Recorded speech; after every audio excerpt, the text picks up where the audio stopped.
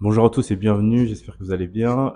J'ai fait suite en fait aux deux dernières vidéos autour du potentiel et de l'ambition et je vais un peu plus rentrer dans le détail de pourquoi cette notion d'ambition, surtout moderne en fait, me dérange parce que c'est un sujet qui touche beaucoup à l'estime de soi, qui touche beaucoup à la confiance en soi et aussi à nos réalisations de vie. Parce que la question dans voilà cette idée générale d'ambition, c'est pas s'il faut avoir de l'ambition ou pas. C'est pas tellement ça. C'est plus pourquoi est-ce que vous voulez avoir telle ou telle ambition.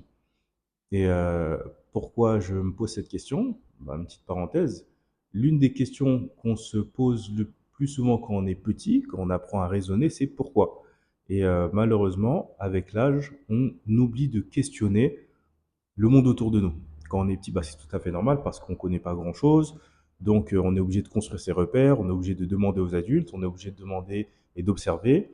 Donc, on demande systématiquement pourquoi. Et le problème, c'est qu'avec le temps, avec la consolidation de sa personnalité, voilà, de son expérience, de son entourage, on commence à mieux connaître notre environnement et on a moins tendance à questionner ce qu'il y a autour de nous, qui nous sommes et tout ce genre de choses. Alors que c'est une question qu'il faut toujours se poser, même jusqu'à la fin de sa vie. Et pourquoi cette question est importante dans le cadre de l'ambition? C'est parce que on ne réfléchit pas assez à pourquoi on a certaines ambitions. Le problème, c'est pas d'en avoir, c'est pourquoi est-ce qu'on veut, disons, être riche? Pourquoi est-ce qu'on veut être le meilleur dans ce domaine d'activité? Est-ce que c'est pour des raisons valables, altruistes, comme on dit, bon, bah, moi, je veux pouvoir aider le plus de personnes possible. Donc là, c'est peut-être une ambition qui est plutôt claire, qui est altruiste.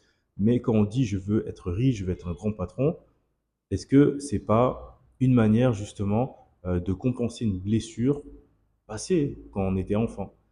Par exemple, moi, je sais que par rapport à mes ambitions de grandeur, voilà, ouais, d'être patron et tout, d'être un successman, c'est parce que j'avais toujours ce besoin d'être reconnu et d'être validé par les autres.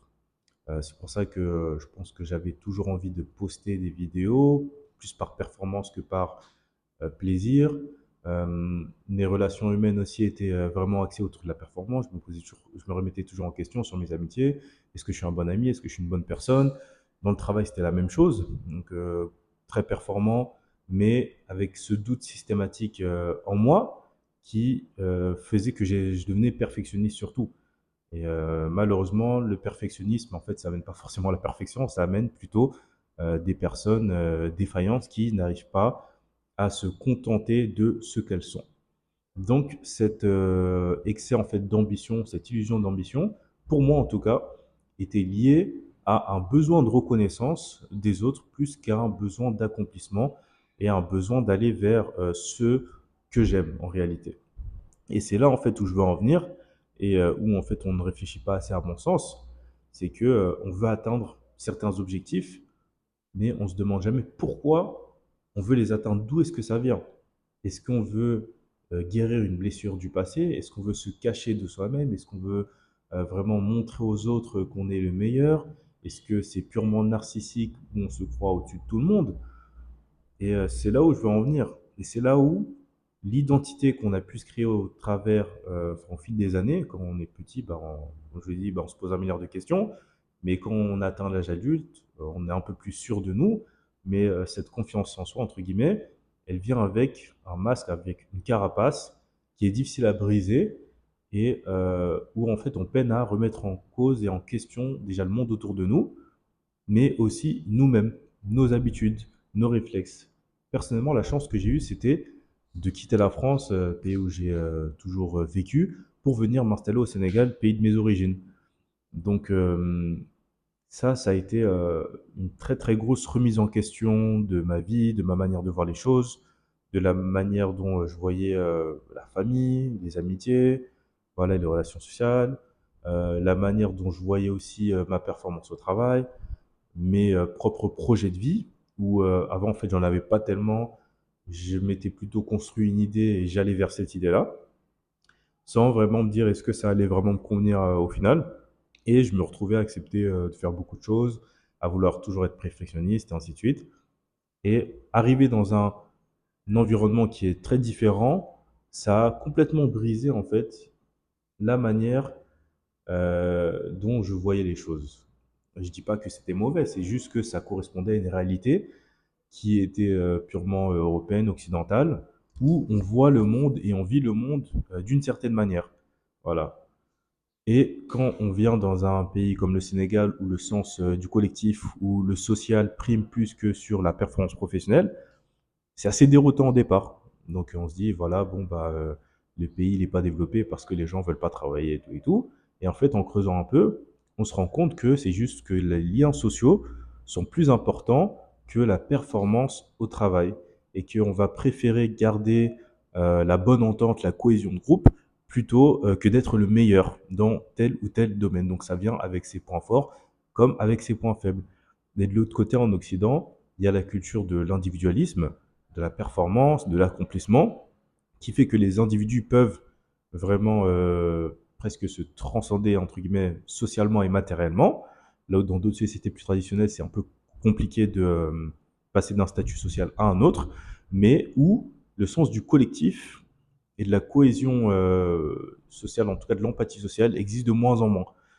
Et cette observation des choses et ce vécu m'a fait comprendre que l'une ou l'autre des sociétés n'est pas forcément meilleure et que, surtout par rapport à moi, la manière dont je me définissais était assez biaisée et ne me correspondait pas forcément et était déterminée par mon vécu, par mes expériences, au point où je n'aurais pas pu remettre en question certains aspects de ma vie qui ne me convenaient pas si je n'avais pas quitté l'Europe. En tout cas, ça aurait été beaucoup plus difficile.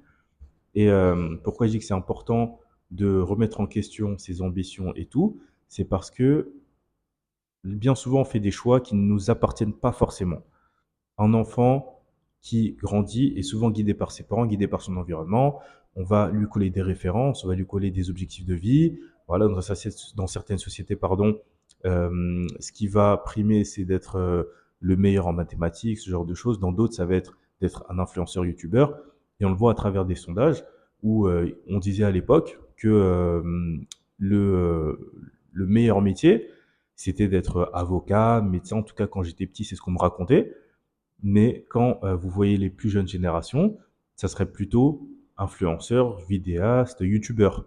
Parce qu'ils ont grandi dans des références différentes. Ils ont grandi dans une société où l'accomplissement était aussi différent. Et c'est là où je veux en venir. C'est que plutôt que de suivre en fait une tendance, que de suivre en fait l'environnement dans lequel on a grandi et qui ne joue pas forcément en notre faveur et qui peut créer des névroses, des traumas, des malaises parce que être médecin, avocat et tout, ça convient pas à tout le monde. Voilà, on peut très bien être bon dans l'artisanat, on peut être bon aussi dans les métiers du spectacle, du théâtre, alors que ces métiers-là étaient très stigmatisés jusqu'à aujourd'hui d'ailleurs, alors que les artisans, bah, en fait, c'est ceux qui peuvent avoir une vie beaucoup plus épanouie, beaucoup plus rémunératrice aussi. Mais voilà, à l'école, on n'encourage pas forcément à aller vers ces métiers-là. Voilà, plombier, menuisier, soudeur et tout et tout. Et être vidéaste, influenceur, ça convient pas non plus à tout le monde parce que ça demande beaucoup de temps, parce qu'il y a un processus de sélection aussi. C'est pas forcément que du travail, c'est de la chance aussi, c'est de la personnalité. Il faut vraiment avoir envie de le faire. C'est beaucoup de travail et maintenir en fait ces illusions d'aller vers un objectif qui est déjà tout désigné, c'est ça qui peut rendre l'individu presque misérable en fait. Et c'est là où on doit se questionner systématiquement sur nos objectifs, sur ce qu'on veut faire, sur nos ambitions finalement. Et d'où viennent ces ambitions. Maintenant, je vous laisse un peu sur ce message. C'était voilà une petite réflexion. Je vous laisse un peu réfléchir sur ça. Quelle est l'origine de vos ambitions? Voilà. Pourquoi est-ce que vous voulez faire ce que vous voulez faire? Pourquoi est-ce que vous allez dans le sens de votre vie? Est-ce que c'est vous qui l'avez décidé? Est-ce que c'est un peu du déterminisme social, etc.